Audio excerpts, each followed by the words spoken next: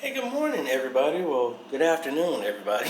Got a full day today. I actually finished doing a video for the A10 Mini Extreme. I'm getting ready to upload that right now. But we have a training with the media ministry at Faith Family Worship Center.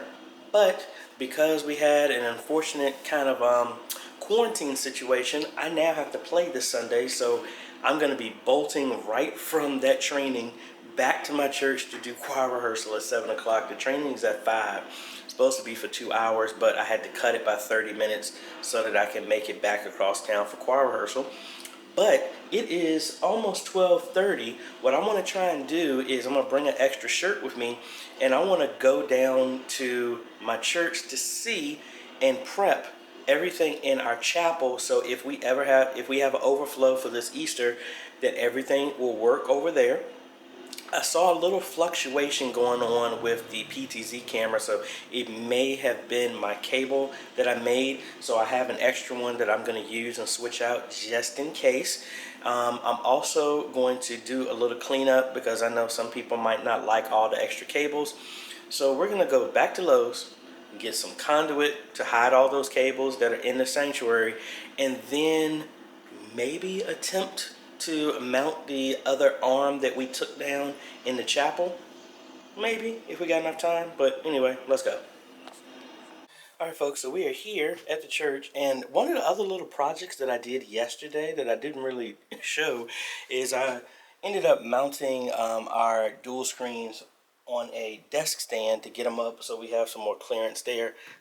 I like those. I got one for like $20 on Amazon, so boom. So I am up here to clean up my mess that I have here, and then ultimately what I'd like to do is use the other Samsung monitor that I actually moved for our live streaming system that used to be for our viewfinder for the Canon G20. I moved it to these, but what I'd really like to do is get another stand and put a dual screen here for the video editing system. Now, the reason I moved them, I need to get a different stand because these stands, this little piece right here doesn't come off, or I don't know how to take it off without breaking it. It wouldn't work with that stand, so I need to get a different stand for it to work. But thinking about doing that, cleaning that up, lifting this up, and then that would give all of this desk space free. I would free all this up, move the Hollyland intercom over here. I can remove a whole bunch of these converters that I have, and ultimately may even use these converters on different TVs inside the sanctuary, inside the building, that need a TV. So maybe put one in the security room or something like that. But anyway, I'm gonna clean my mess up here, and probably need to mount the PoE switch because I donated the PoE switch that I'm not using anymore down here. So now this is powering the PTZ camera. Well, it's going to power all the PTZ cameras in the future, and is powering the access point that used to use a PoE injector that I has since removed. So I'm probably going to just mount that switch and hang it up there. Yeah, so I'll do that later. But let me clean up all my mess here. And then we're going to start moving some stuff over to the chapel and see what we can do from there. Oh, before I say that, so I'm thinking about I think I got another piece of conduit like this somewhere, and that's what I'm going to use to put all the cables in that are right under there. And I might actually drill some extra bolts in here just to hold this more in place. Alright, we got it partially cleaned up. We did free up a whole lot of space right here. And that's going good now. So all the stuff we used to have stacked in the corner now can sit under here. Now, I don't know what's going on. This seems like it's uneven. I'm going to have to get in here and either lower this side a little bit, but that's just the nitpicking part of me. Now, with some of the freed up converters, I'm actually, let me get away from this fan here, I'm actually going to run SDI for the multi-view for this TV instead of a whole long double HDMI cable. So I'm gonna use that. That's what we're gonna use, that converter. That's a bi-directional one that I had, and I ended up not using it, and I ended up giving it to the church. I have the other SDI to HDMI that I left at home. That's what I'll put here, and then I'll take that one back and use that for my setup. That's when I had the ATEM Television Studio HD myself in a flight case. So I'll do that. Now the other thing is, when we put the other control, all of this is going to go away. Now technically I can remove the Panasonic right now. I just don't want to mess everybody up, because of all the positions that I have set will replace what I've done with this camera. So let me get a HDMI cable so I can hook up to this TV, and I will show you the presets on how this will work.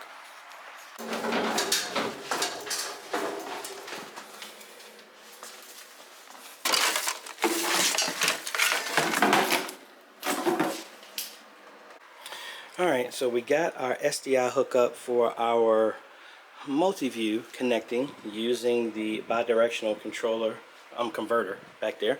So let me show you. Like, originally we had a left camera, these are our Pro Presenter, and then we have a right camera, which is the Panasonic. Then we have our front camera, static camera, which I'm not sure why that one is not on. Hold on. Maybe because I think it's tied to the whole system, or unless I knock the cable loose, which is possible. So anyway, we'll give that one a second. And now we have the back camera, which is the PTZ, which is controlled here. So normally, like here, this one would be trained on the right podium, left podium, and if there was anybody in between, it could do that.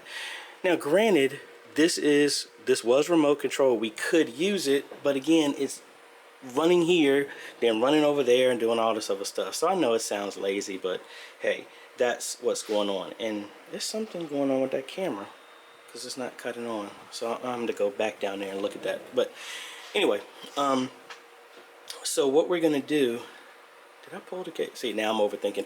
Anyway, so I got these positions in place, and to set it, all you have to do is make sure you hit escape a couple of times to make sure you are on the main menu, and then we're going to come down here to set. All right, now I need to position it, the camera, to wherever else I want it to be, and I don't know, let's just, man, and then my cables are in the way, so I definitely need to move that. So let's just say I'm gonna go to the entrance door on this side. Let's zoom up to something like that.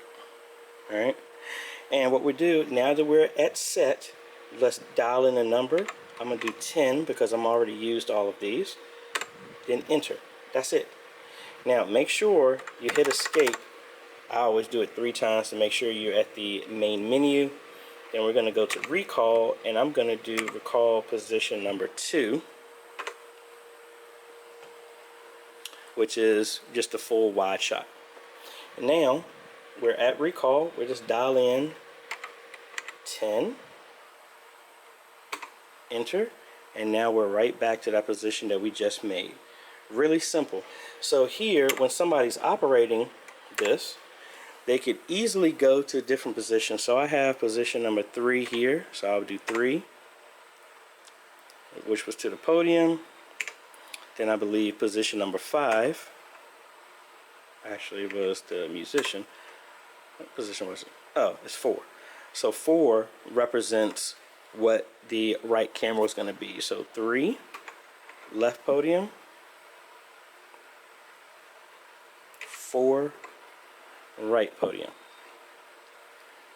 And that makes it so much easier than having to run over there. So if we needed a better shot or something like that, you can always cut over and just press a couple of buttons to do it.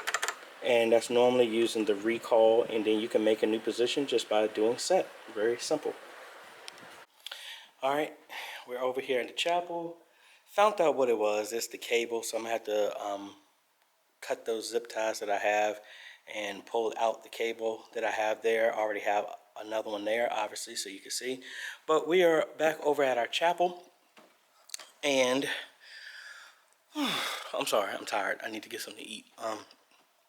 What I'm gonna do is, that conduit for power is right in the center. So what I'm thinking about doing is getting 2 blocks of wood and screwing those in, and then put another board in between the two, and then have the mount go into that, so that way it's completely centered. That's what I'm thinking about doing.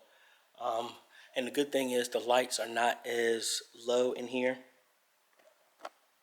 so I'll be able to hang it and it'll be fine. That's what I'm thinking. So, but what I'm gonna do now is try and find a good place to see if I can punch a hole through so that the cables can come through. And I'm not gonna do the jacks and everything like I want to in here. I'm just gonna do a pass through, a brush pass through, and just come through, because I need to run power, Ethernet that will power the arm, HDMI coming out, as well as a 3.5 millimeter cable for the light control. So that's what I'm gonna do. Alrighty, as you can see, we got some daylight here. We cut our hole here, and it was just hollow. So I cut a hole on the other side, which I already have a grommet for, because I don't need it to be that pretty on the other side. I always could if need be, but we're gonna be fishing in a power cable, an HDMI cable, a 3.5 millimeter cable, an Ethernet cable, and I think that's it. Yeah. So what I'm gonna do now is I need to go get a low voltage box here to put that on there, and I'm gonna grab the grommet and put it on the other side. But the irony of this is I'm watching the video, just testing out the TV to make sure we can get a signal from the sanctuary for Easter. Let me close this door here. And this happens to be the series where I talked about how we did everything in here. So I'll tag this original series so you can see everything that was done in here. But there is a little hum that I think is from the cable that I'm using. Again, the wall cat is what I originally wanted to install in here that I ended up putting at Greater Works, but gonna put that over here because all of these connections need to be redone, to be quite honest. But other than, let's I'm not gonna move all this stuff. I'm just gonna leave it here because I'm gonna be back here during the week. I've made a template here for where these bolts are gonna go, and like I said, I don't know, I'm gonna probably do a picture so I can show you exactly my thought of doing something built out over top of that conduit down there. But the good thing is I know that is drywall, so I'm going to use some toggle bolts to hold it in place, and then we should be good to go, because again, that thing is not heavy. But I think this should go pretty quick. Let me go ahead and just put these cables in place now. Alright, so time is getting away from me. I'm gonna have to come back and do this.